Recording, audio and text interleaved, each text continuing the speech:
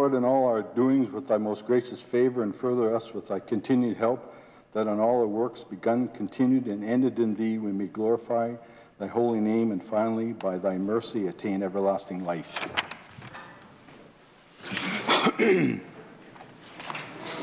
This morning at 10:31 a.m., the member from Regina Douglas Park provided me with the notice to move a priority of debate motion in accordance with Rule 28. As required by the law, I notified the Premier and the Leader of the Opposition of this notice.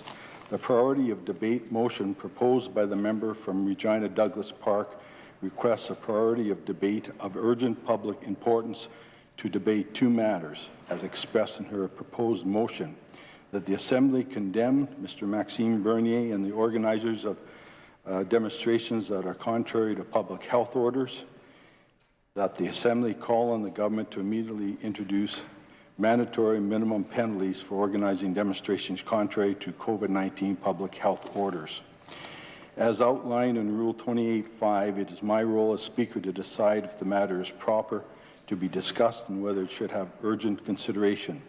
The rule also states the Speaker also shall have regard to the probability of the matter being brought before the Assembly within a reasonable time by other means.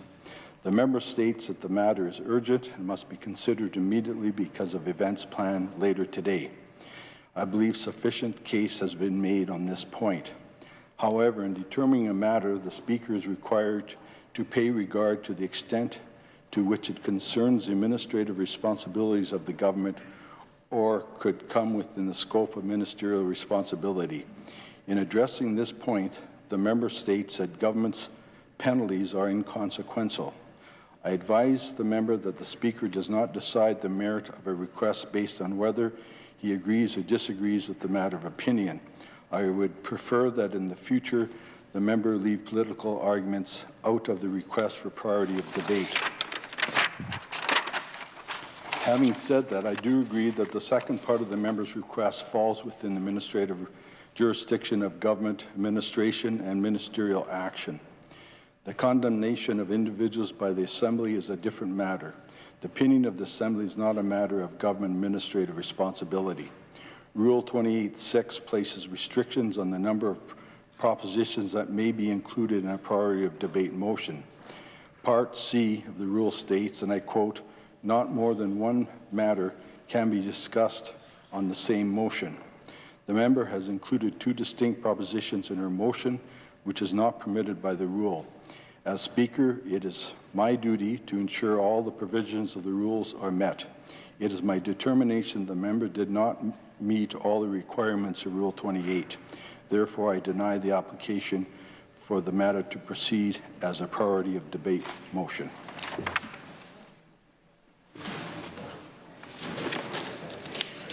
Presenting petitions. I recognize the member from Regina Walsh Acres. Thank you, Mr. Speaker. I rise today on behalf of Saskatchewan citizens who are opposed to Bill C-10 put forward by the Federal Minister of Heritage. Mr. Speaker, the scope of this bill represents our concerning constraint on individuals' freedom of expression guaranteed by the Canadian Charter of Rights and Freedoms. Simply put, placing government oversight on creative users of the internet, whether on traditional social media platforms or otherwise, is poor policy. I'll read the prayer.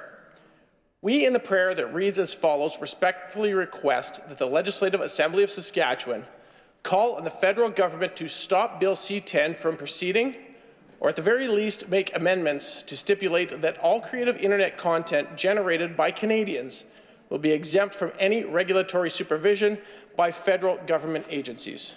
Mr. Speaker, this petition is signed by citizens of Regina. I recognize the member from Regina Douglas Park. Thank you, Mr. Speaker. I rise today to present a petition to the Legislative Assembly of Saskatchewan against the $150 electrical vehicle tax. Mr. Speaker, the individuals who signed this petition wish to bring to our attention the following. The citizens of Saskatchewan are concerned with the newly imposed $150 annual tax on fully electric vehicles that will be applied during SGI insurance registration starting in October 2021. and that an additional tax on electric vehicles will be a barrier for many in Saskatchewan to choose a more environmentally conscious means of transportation. I'd like to read the prayer. We, in the prayer that reads as follows, respectfully request that the Legislative Assembly of Saskatchewan call on the provincial government to cancel the $150 tax on electric vehicles and invest in charging stations to encourage electric vehicle use in Saskatchewan. Mr. Speaker, the individuals signing this petition today come from Saskatoon. I do so present. Recognize a member from Saskatoon Fairview. Thank you, Mr. Speaker. I rise today to present a petition to save the lighthouse and provide core funding to emergency homeless shelters. These individuals wish to bring to our attention that Saskatchewan is the only province in Canada that still uses a per diem funding model where emergency shelter for a person facing homelessness is provided only for social assistance recipients per bed per night.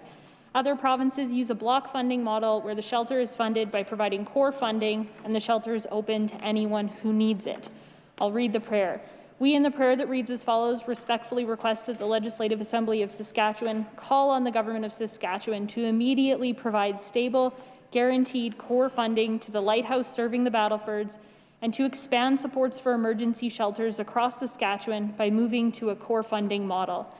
This is signed by individuals from Saskatoon and North Battleford. I do so present. Recognize a member from Saskatoon University.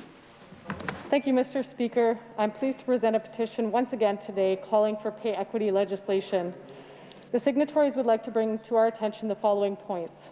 The Saskatchewan Human Rights Commission has recommended proactive and comprehensive pay equity legislation, which has not been pursued by the Government of Saskatchewan. Mr. Speaker, proactive versus reactive pay equity legislation provides for government monitoring, support services for employers, and recourse to a tribunal where issues are in dispute. This form of legislation recognizes that discrimination in the setting of women's wages is widespread and deep-rooted. It provides a systemic solution to a systemic problem, Mr. Speaker. I'll read the prayer. We, in the prayer that reads as follows, respectfully request that the Legislative Assembly of Saskatchewan call on the Government of Saskatchewan to introduce pay equity legislation. Mr. Speaker, the petition today has been signed by people from Prince Albert. I do so present. Recognize a member from Saskatoon Centre. Miigwech, Mr. Speaker. I rise today to present a petition to reject the proposed Lambert Peat Moss development. Many good northern residents, local trappers, traditional land users, and leaders are opposed to the proposed peat moss mine near Larange. The Lac La Ronge Indian Band is opposed. People have drafted a petition to let their concerns be known. More than 20,000 people have signed an online petition. I'll read the prayer. We, in the prayer that reads as follows, respectfully request that the Legislative Assembly of Saskatchewan call on the provincial government to protect the boreal forest and reject the proposed Lambert Peat Moss development. This petition is signed by many good northern people in Saskatchewan. I so present.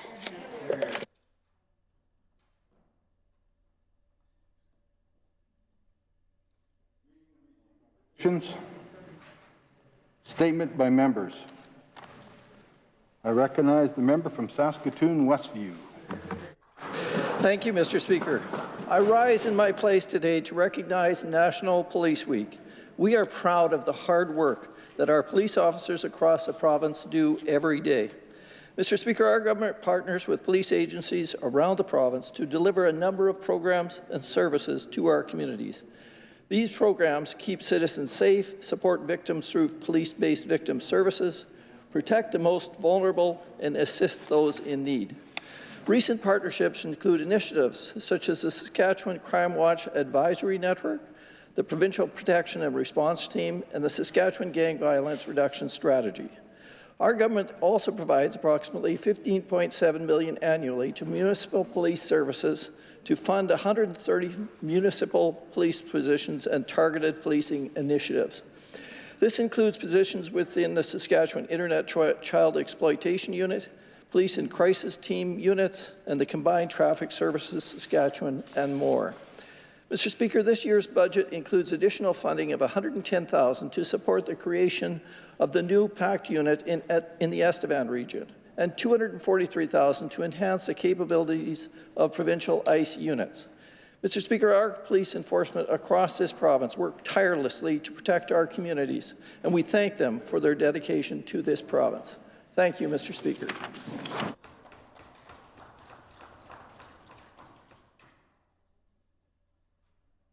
I recognize a member from Athabasca.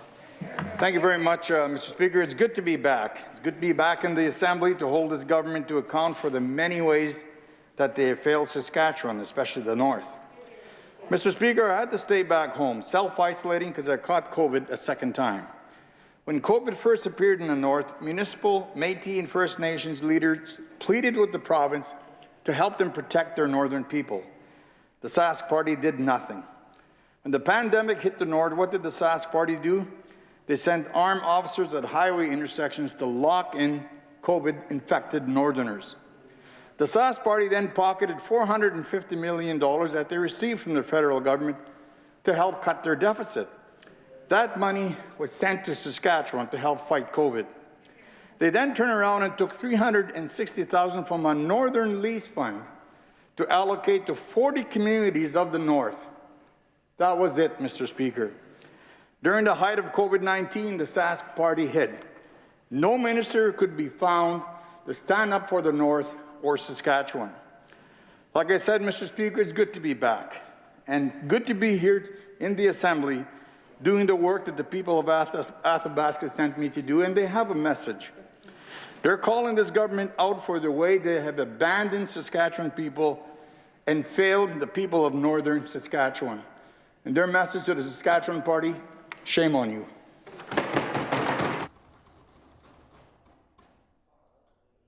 Recognize a member from Saskatoon, Willow Grove. Thank you, Mr. Speaker. If you lived in Saskatoon and area over the past several decades, and you are a true believer in quality fashion and service, one name comes to mind: Elwood Flynn. Starting in 1946 as a student at Newtana Collegiate, Elwood landed a summer job in a menswear store. There was no sitting around. He was either polishing, cleaning, or running errands. After his first month, he received a healthy raise to $14 a week. For the next 75 years, Elwood offered beautifully tailored suits, fine quality shirts, and menswear essential to loyal customers, including hockey legend Gordie Howe, former Lieutenant Governor Tom Malloy, and the son of blues legend B.B. King. While he said he loved fashion, it was the people that made his career rewarding, Mr. Speaker. Elwood is quick to point out his good fortune of having excellent staff. Ryan Walter, Rob McNabb, Barry Flynn, Elaine Walker. It was with heavy heart he recently announced his retirement. His legacy will reflect his motto, where fashion is a way of life and style is a never-ending tradition. As we bid farewell to this Saskatoon business icon, I ask all members to join me in thanking him for his outstanding service and commitment to the Saskatoon business community. Well done, Elwood Flynn. Well done. Recognize a member from Regina Lakeview. Mr. Speaker, I rise today to honour National Nursing Week. In 1971, May 12th was designated as International Nurses Day in recognition of nursing pioneer Florence Nightingale's birthday. In 1985, the federal government passed resolution that the week of May 12th be designated National Nurses Week annually. In 1993, a name change to National Nursing Week emphasizes not only nurses, but also the profession's accomplishments as a whole. We celebrate National Nursing Week each year to recognize the vital roles nurses play in the health of our province. As the world continues to grapple with COVID-19, nurses demonstrate leadership, managing, responding to, and recovering from the pandemic. This week, we celebrate their commitment. Every day, registered nurses, registered psychiatric nurses, nurse practitioners, and licensed practical nurses answer the call for people across Saskatchewan. This week, we have the opportunity to reflect on all the contributions nurses make to the well-being of Saskatchewan people. Nurses touch our lives in so many profound ways, from the time we enter this world to the time we leave it, providing care and support during many of our happiest and our saddest moments. Thank you to Saskatchewan's RNs, RPNs, NPs, and LPNs for the vital role that they play. Recognize the member from Indian Head Milestone. Thank you, Mr. Speaker. Mr. Speaker, about a year and a half ago, I had the opportunity to introduce to this House Catherine Okalita and her parents, Carlin and John, Mr. Speaker. For those that perhaps don't remember, Catherine is a 12-year-old young philanthropist from Fort Capel. She's created Catherine's Cause, a community initiative that has raised thousands of dollars for organizations like cancer support groups, food banks, humane societies, schools, and hospital foundations. Mr. Speaker, Catherine has been at it again. She was also named the Hospital of Regina Foundation first ever pediatric ambassador, recognizing her for her efforts in fundraising for the Z99 Radiothon. This year, she has hosted her 4th annual NICU online auction, Saving Babies' Lives. This year, her online auction had 812 items. One of them might even been a signed bib from a competition from Mark Morris, as a matter of fact. Of these 812 items that were donated and auctioned off, Catherine raised $51,485. Catherine's motto, "Change the world with kindness," is so powerful, and we can all benefit from her initiatives. Thank you, Mr. Speaker. Recognize the member from Prince Albert Northcote. Thank you, Mr. Speaker. May 10th to 16th is National Nursing Week. We are fortunate to have highly trained, compassionate, and dedicated nurses in our province. We've seen these qualities in action in this past year as the province battles the COVID-19 pandemic.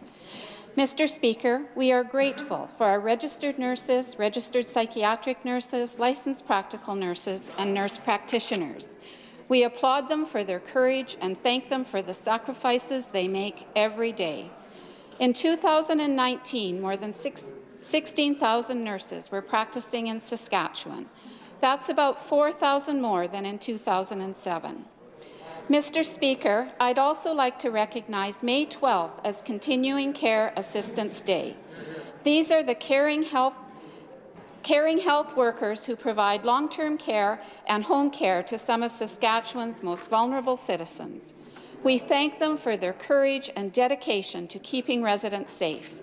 Mr. Speaker, we are keeping our promise to hire more continuing care assistants in communities all over the province. Our provincial budget is providing $6 million for 108 new positions this year. Mr. Speaker, I ask that all members join me in recognizing our nurses and our continuing care aides for their committed service to the people of Saskatchewan. Thank you, Mr. Speaker. Recognize the member from Prince Albert Carleton. Thank you, Mr. Speaker. Mr. Speaker, Saskatchewan's Best in the Country vaccination program had another great weekend. On Saturday, we surpassed 500,000 total shots, and on Sunday, Saskatchewan reported its highest one-day total for vaccines delivered, more than 13,600. Over 50% of all Saskatchewan adults have now received their first shot. And most importantly, yesterday, the Premier announced that Saskatchewan reached the first threshold on our reopening roadmap. More than 70% of Saskatchewan residents aged 40 and older have now received their first dose of vaccine. And that means Saskatchewan will move into step 1 of reopening on Sunday, May the 30th. Today, the eligibility age was lowered to 29. It's going to continue dropping until May 20th, just 10 days from now, when everyone 12 years of age and older will be eligible to get their COVID vaccine. And on May 17th, we start giving second doses. Mr. Speaker, all of this is thanks to the thousands of Saskatchewan healthcare workers administering vaccine shots in clinics and pharmacies in every part of our province.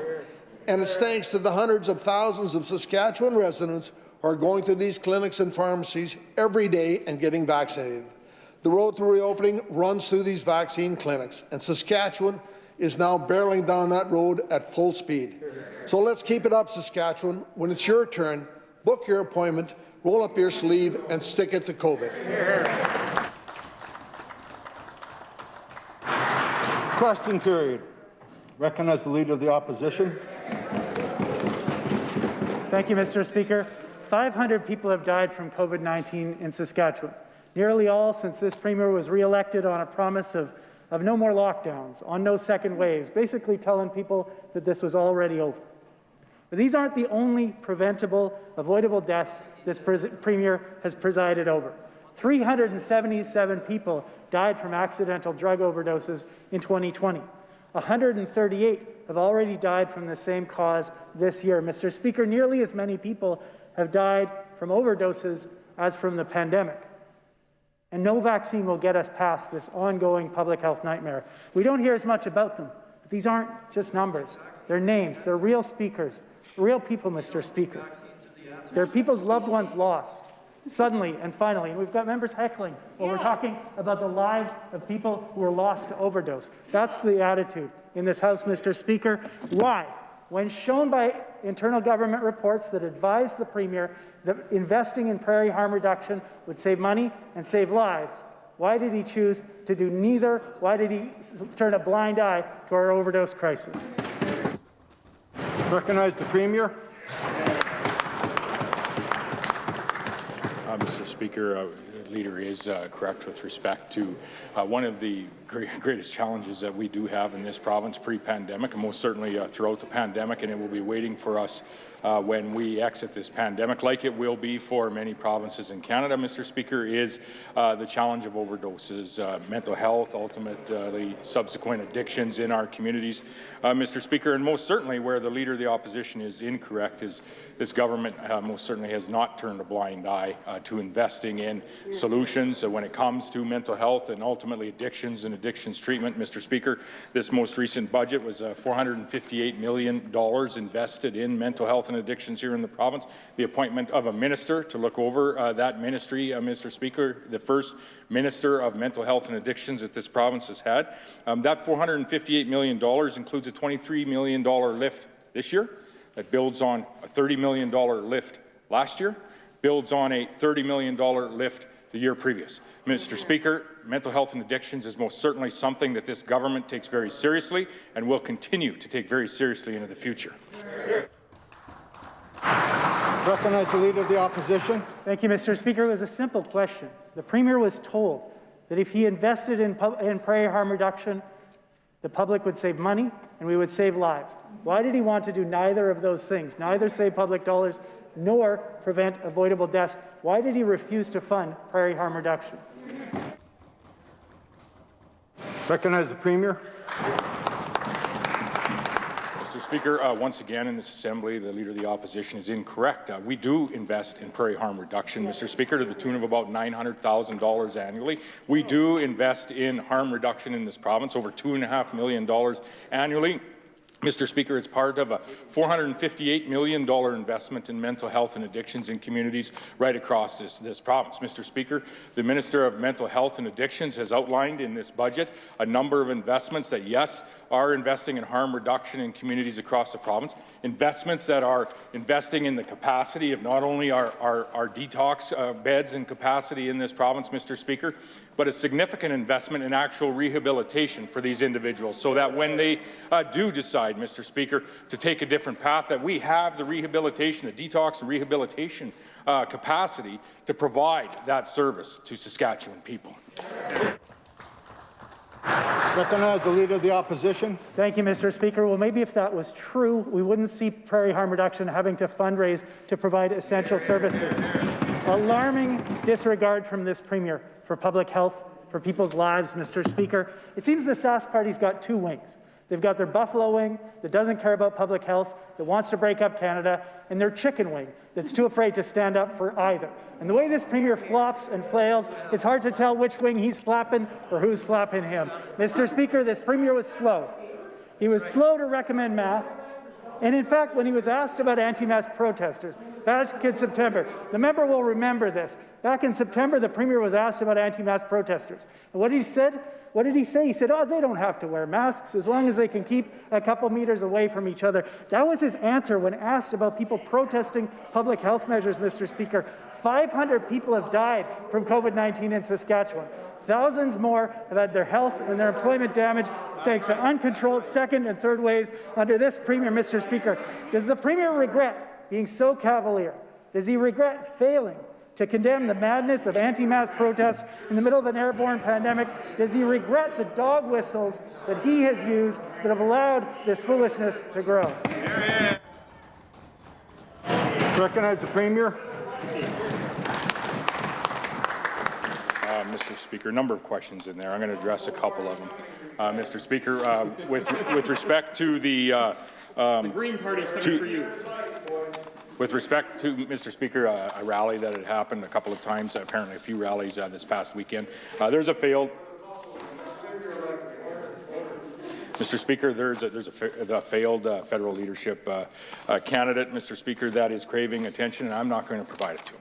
Mr. Speaker, the folks that want to remove the public health measures that we have in this province, the quickest way for them to do that is to make an appointment in one of our vaccination clinics and get vaccinated, Mr. Speaker. That is our road through to the end of this pandemic. We've been very clear about that throughout this pandemic. With respect to the earlier question, Mr. Speaker, or earlier on in that question about mental health and addictions funding here in this province, Mr. Speaker, we're very, very proud in this government to provide $458 million to communities and families across this province for mental health and addictions, Mr. Speaker. Yes, it invests in harm reduction. We're expanding our naloxone kit, for instance, Mr. Speaker. It invests in ensuring people can get in front of the services that they required with our urgent care centres that will be being built here in Regina as well as in Saskatoon, Mr. Speaker, and it invests almost $1 million. Mr. Speaker, the Leader of the Opposition may laugh at this answer, Mr. Speaker, but it invests nearly $1 million, important dollars, in family rehabilitation services, rehabilitation services for families that have a family member struggling with mental health and addictions, Mr. Speaker. Hardly a funny matter. Serious investment, part of an almost $500 million investment by this government, a conversation that's going to continue, and it's going to continue to be invested in by the Saskatchewan Party government. Recognize the Leader of the Opposition. The emptiest barrels make the loudest noises, as the saying goes, Mr. Speaker. The volume raises, but the content is empty. Mr. Speaker, the Premier saw the idiocy this weekend. He saw Maxime Bernier, the near leader of his federal party, had lots of support from members on that side when he was running for leader. This Conservative politician is touring anti-mask rallies across this province in the middle of a pandemic, Mr. Speaker. But this isn't just about Maxime Bernier. The Premier has a role in this himself. He knows he was reluctant to promote masks, and he was reluctant to criticize his own supporters who are out protesting masks, Mr. Speaker. Does he regret the space that he's given this movement? Does he regret how much he's allowed this foolishness to flourish with his mixed messages throughout this pandemic? Recognize the Premier. Mr. Speaker, as I said earlier, most certainly the actions of these folks at these rallies advocating for others to break the public health orders and breaking public health orders themselves, Mr. Speaker. I condemn those rallies, Mr. Speaker, and what they stand for, as does the government of Saskatchewan condemn those rallies. Mr. Speaker, what we're seeing here is a true narrative of the opposition coming into this House, Mr. Speaker, and levelling accusations, and they should ask fair questions, Mr. Speaker, but levelling accusations at myself and the government of Saskatchewan, Mr. Speaker, and we can go through the list around the jobs records here in Saskatchewan, Mr. Speaker, and many accusations with respect to where Saskatchewan ranks with jobs in this country, and that it is the worst jobs, has the worst job records in Canada, Mr. Speaker. That was actually under the NDP. We now have the strongest job record in the nation of Canada, Mr. Speaker.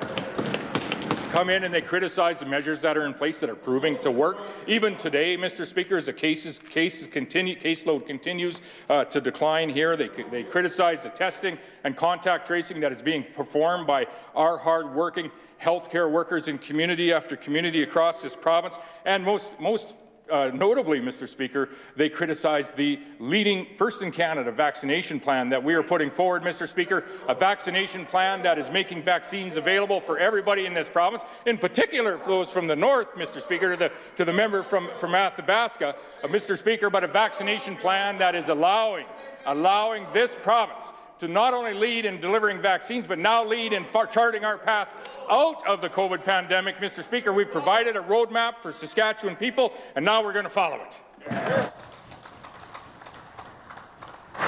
Recognize the member from Regina Douglas Park. Mr. Speaker, last Saturday I brought an amendment to committee that would have imposed mandatory minimum fines for the organizers of anti-mask pro-COVID rallies that are putting people and our healthcare system at risk. What did the minister say then? Quote, "We just think that it's unnecessary given the existing legal provisions that exist," end quote. Fast forward 1 week and we have Maxime Bernier, or he who shall not be named according to the Premier, travelling across the province with hundreds of people in Saskatoon, Regina, Lumsden, Davidson, and more events planned as we speak in Rosetown and Milden. Does the Minister of Justice agree with me that the existing legal provisions aren't sufficient? And does he regret not acting last week to introduce mandatory minimum fines that could have deterred these dangerous rallies? Recognize the Minister of Justice. Mr. Speaker, I find it remarkable that the Deputy Leader of the Opposition would stand up and advocate for mandatory minimum fines, Mr. Speaker. Mr. Speaker, and I don't believe, Mr. Speaker, amending the fine schedule is going to deter certain individuals from their non-compliance with our public health orders, Mr. Speaker. We have a full suite, Mr. Speaker, of legislative penalties that are available under the Public Health Act. The amendment that the member proposed last week, Mr. Speaker, was to the Emergencies Act, when she knows full well that the charges are all being brought under the Public Health Act, Mr. Speaker. So in the event that the amendment was even to be made, it wouldn't be having any effect anyway. There is certainly a large number of penalties and provisions available under the law, Mr. Speaker, to deter people from attending and from promoting these rallies, Mr. Speaker, whether that's under the Public Health Act, the Public Health Orders, the Emergencies Act, the Summary Offences Procedures Act, and on, Mr. Speaker. So, no, I don't regret not conceding to her amendment, Mr. Speaker. We have a full suite of laws that are available, and we have a police force and public health officials that are willing to enforce those laws. Recognize the member from Regina Douglas Park. Mr. Speaker, the status quo just isn't good enough, and it obviously isn't working. Bernier and his allies posted photos to social media this weekend holding up their tickets and wearing so-called $2,800 freedom of speech buttons. These paltry fines aren't being seen as an effective deterrent by these people breaking the law. They're being seen as badges of honor. Later today, I'm introducing a private member's bill that will be very, very familiar to the Minister of Justice, and I think he'll be very amenable to it based on his last answer, and members of the committee will also be familiar to it as well. Will the Minister of Justice finally admit that he made a mistake and commit to increasing the fines for these illegal protests today? Recognize the Minister of Justice. Mr. Speaker, I'll make no such admission, Mr. Speaker. Fines and penalties available under the Public Health Act are $75,000 for a first offence, Mr. Speaker, up to $75,000, $100,000 for a second offence, and different higher set of penalties, Mr. Speaker, for corporations. There is significant penalties that are available under the laws of the province of Saskatchewan to ensure compliance with our public health orders, Mr. Speaker. I'm not sure what the member would suggest. If people are holding up $2,800 tickets as a badge of honor, what makes them think that they're going to comply with orders, with $10,000 orders, Mr. Speaker? We have a full set of penalties, Mr. Speaker. We have full confidence in the police services and public health officials in this province to enforce them, Mr. Speaker. We'll continue to encourage them to do just that. Recognize the member from Regina Douglas Park. Mr. Speaker, the government House Leader can laugh through these questions, but it's a serious issue. Bernier and his ilk are co-opting our cenotaphs. These are monuments to those who died fighting fascism. To complain that wearing a mask and keeping 6 feet apart is modern-day fascism. It's disgusting, it's wrong, and it's an insult to all those who have ever fought for our freedom. But these rallies don't deserve steep fines because they're offensive. They need to be met with serious consequences to protect our healthcare system and stop the spread of COVID-19. With our ICUs at critical capacity and hundreds of new COVID cases every day, these dangerous demonstrations cannot be allowed to continue. Our province is under a state of emergency, and it's long past time that the Sask Party acted like it. Again, when will this minister increase the fines and provide some real deterrence to stop these super spreader rallies? Recognize the Minister of Justice. Mr. Speaker, the member will know that we increased fines under the Emergencies Act. That legislation is pending royal assent, Mr. Speaker, on the floor of this Assembly. But the charges are being brought under the Public Health Act, Mr. Speaker, where penalties can range up to $75,000. That's a significant penalty for an individual, Mr. Speaker. As I've said many times on the floor of this Assembly, including twice today, we have confidence in our law enforcement, our public health officials, Mr. Speaker, to properly enforce the law. We want to encourage people to comply with public health orders, Mr. Speaker. We find the actions of Mr. Bernier on the weekend to be offensive, Mr. Speaker. We do. But at the end of the day, Mr. Speaker, we do have a full set of laws. We do have a full set of penalties that encourage people to comply with the legislation, Mr. Speaker. We'll continue to encourage law enforcement, Mr. Speaker, to fully enforce those laws and fully enforce the penalties that are in effect. But certainly, Mr. Speaker, there's no indication, Mr. Speaker, that increasing the penalties, putting a mandatory minimum, is going to at all influence anyone, Mr. Speaker, from not complying. I recognize a member from Saskatoon University. Mr. Speaker, I was floored with the answers of the Deputy Premier on Friday when I asked about paid sick leave. I asked if the government would make the choice to work with our side of the House to make paid sick leave a reality. Hear, hear. The Deputy Premier refused to answer a simple question and waxed on about, sorry, let me check Hansard, fifth wheel campers and fancy holidays. Let me once again ask the question, plain and simple, will the Sask Party support our bill for paid sick leave in Saskatchewan? Hear, hear. Recognize the Minister of Labour Relations and Workplace Safety. Thanks, Mr. Speaker. What I would like to do is encourage the member's office to do something that would be beneficial and helpful to the workers in our province. I'd urge them to call out and meet with their federal counterpart, Jagmeet Singh, and urge him to have the federal government spend the $645 million, half of the funds that are allocated to the Federal Recovery Program, so that those funds can be used to top up and do what is necessary to ensure that our workers do not have to return to work when it is unsafe to do so, and that they come and they're using money that has already been committed. Taxpayer dollars spent and committed, and that's what the member's office should be doing. Mr. Speaker, that's an option that's open to them. They seem reluctant to even admit that they're part of that party unless it meets their political whim of the day. I'd urge them to get on with it and sit down and do some work to try and make sure that that happens. Recognize the member from Saskatoon University. Hear, hear. Mr. Speaker, I'd like to talk about an option that is open to this government, this provincial government. Hear, hear. Hear, hear. Working people should have access to paid sick days at all times. During a pandemic, and as more and more people are going back to work in offices, restaurants, and rec facilities, it's absolutely necessary. Mr. Speaker, 41 outbreaks have been declared in Saskatchewan just in the first week of May. 30, a full 30, Mr. Speaker, nearly 3/4 in workplaces. People are bringing COVID to work, Mr. Speaker, and many people don't have the choice to stay home. Paid sick days would reduce COVID cases, ease the cost on our healthcare system, and save lives, Mr. Speaker. So will the minister look at the facts and do what's right? Hear, hear.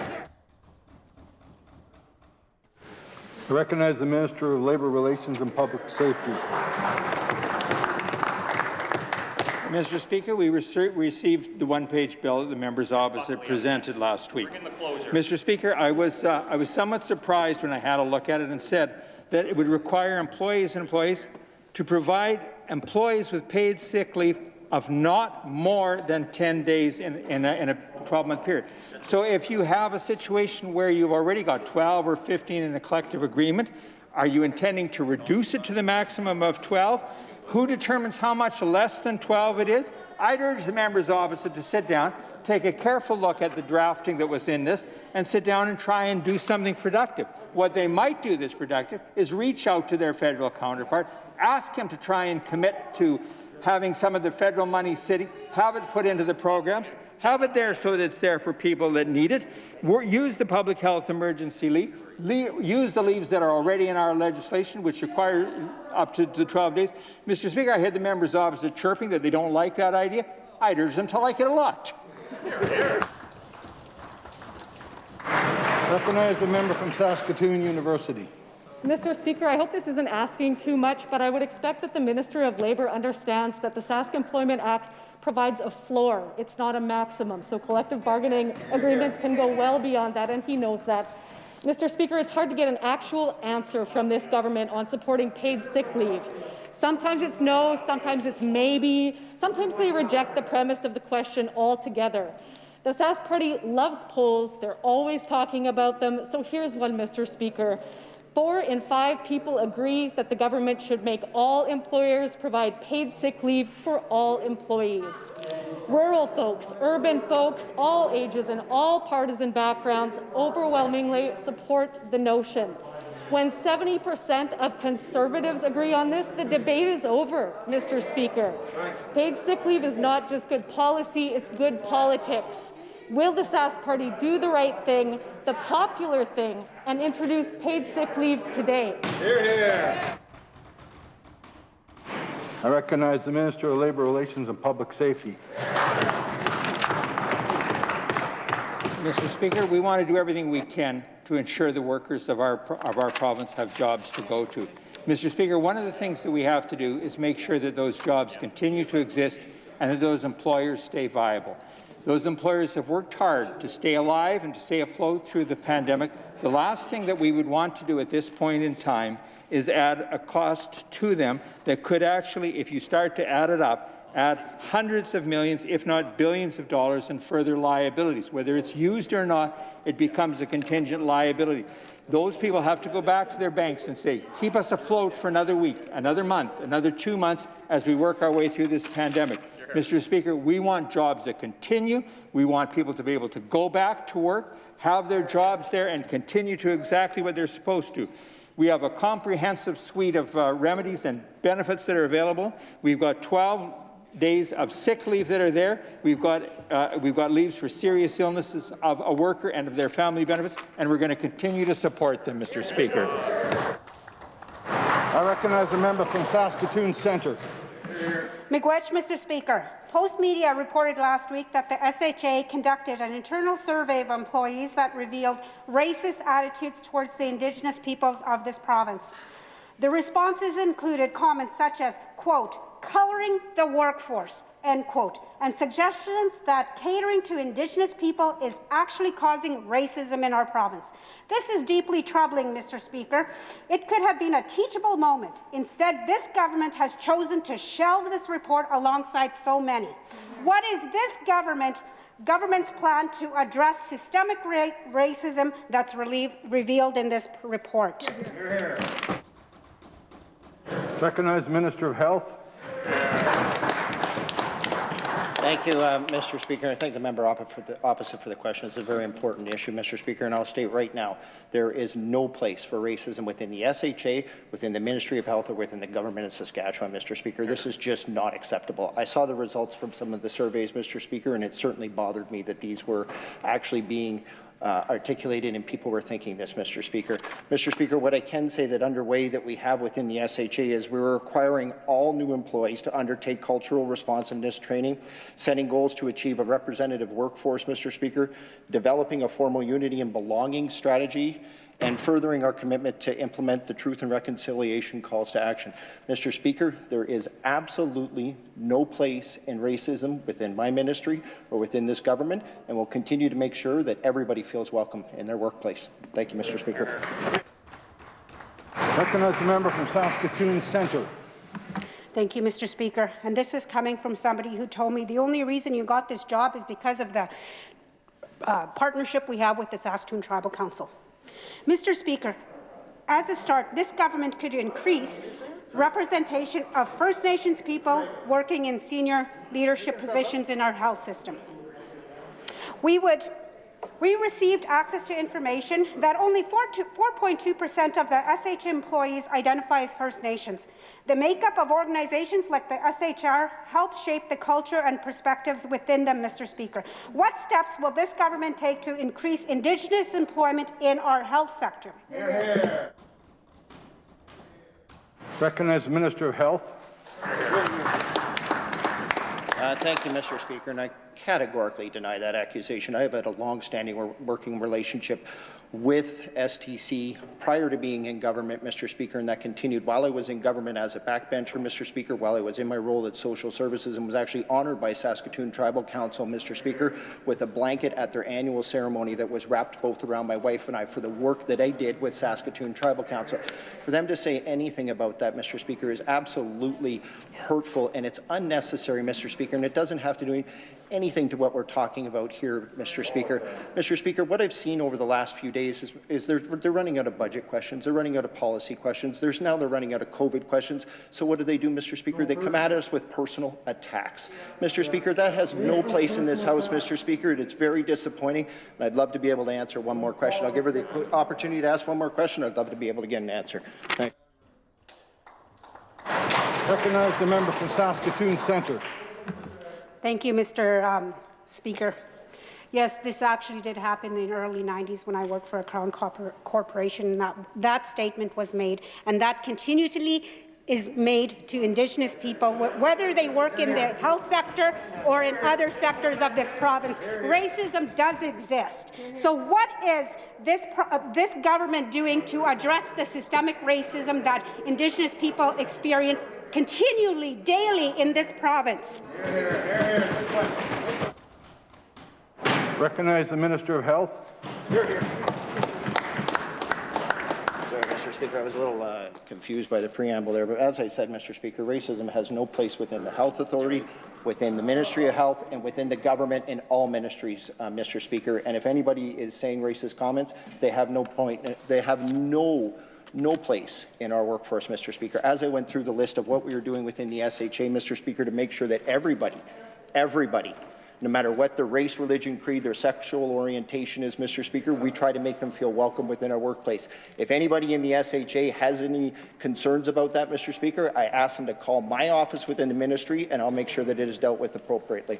Thank you, Mr. Speaker.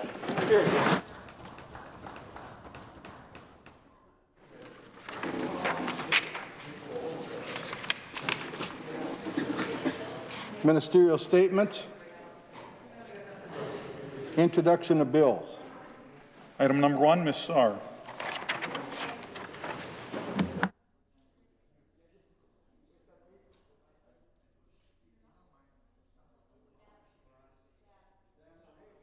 Stand.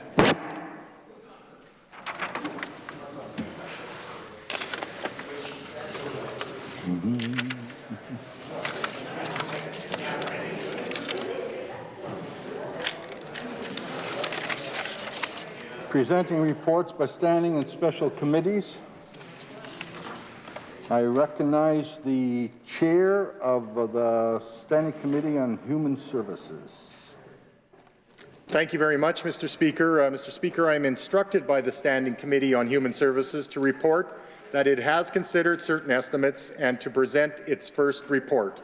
I move that the first report of the Standing Committee on Human Services be now concurred in. Greg.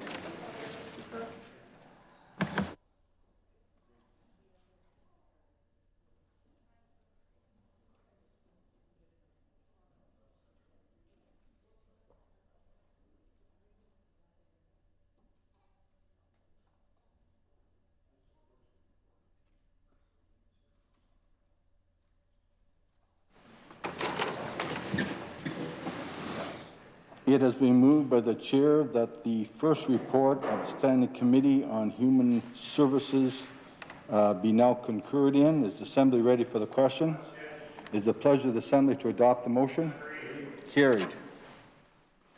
I recognize the chair of the Standing Committee on House Services. Mr. Speaker, I'm instructed by the Standing Committee on House Services to report that it has considered certain estimates and to present its sixth report. I move that the sixth report of the Standing Committee on House Services be now concurred in.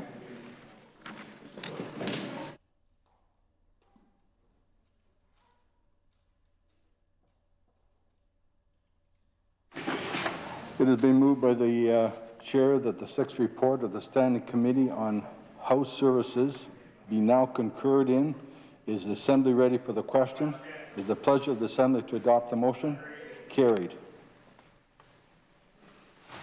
I recognize a member from Regina Douglas Park.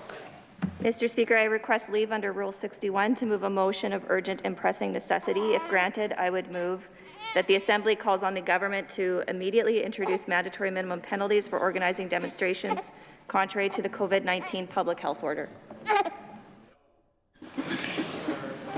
Will the member briefly state the purpose of the motion and read the text? You did? Okay. The member for Regina Douglas Park has requested leave to move without notice a motion of urgent and pressing necessity under Rule 61. Is leave granted? No. Leave has not been granted. Next item of business.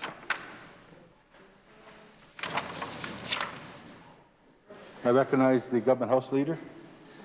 Thank you very much, Mr. Speaker. In order to facilitate the work of committee later this day, I move that this House do now adjourn.